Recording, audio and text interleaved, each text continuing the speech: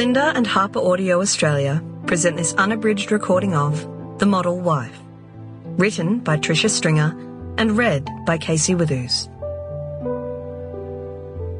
For Alexandra.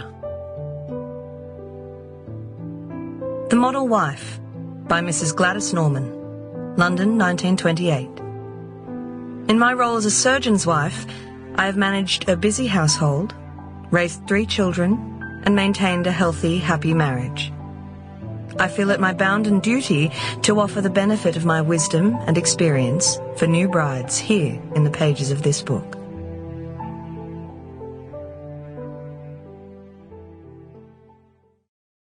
One.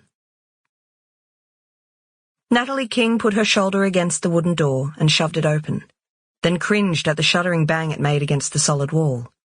Another dent in the 100-year-old plaster. Milt kept promising he'd install a new stopper, just like he'd promised to replace the window runners in the bedrooms and the warped kitchen door. The warmer air inside was a relief from the chilly wind gusting across the dry paddocks. It was already late May, but so far there'd been no rain of any significance. She kicked the door shut behind her and made her way along the scuffed wooden floor of the passage to the kitchen. In one hand she clutched a basket filled with exercise books, and in the other a bag of shopping and her handbag. Both loads threatened to pull her arms from their sockets. In the kitchen, the old black and white cat rose from its position in front of the vestiges of a fire in the slow combustion stove. "What are you doing still inside, Bubbles?" The cat stretched and blinked sleepy eyes at her. Natalie's mobile began to ring. She dumped her basket and the bag of groceries on the big wooden table, clear except for a small vase of gerbers in the centre, with a scrap of paper beside it, and dug in her bag for her phone. "Hello?" "Mum, are you free to talk?" Natalie held her breath. She knew the waver in her youngest daughter's voice well. "What's up, Laura?" She kept her own voice light. "Nothing."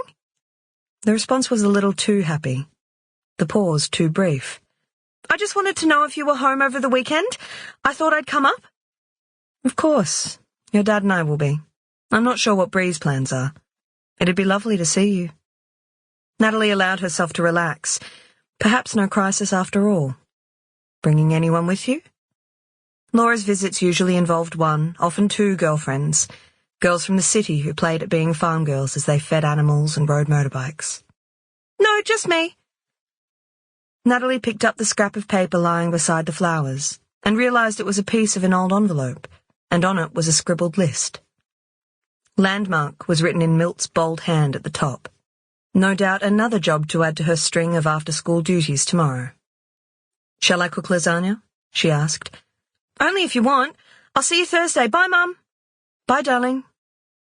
Natalie stared at the screen a moment.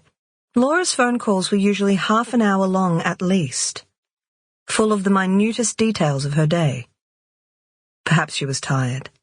That might explain the off-note in her voice and her indifference to the offer of her favourite meal. Although now that she thought about it, Laura's phone calls had been fewer and shorter for a while, and Natalie tapped her finger against her lips, trying to remember the last time her youngest had been home to the farm for a visit.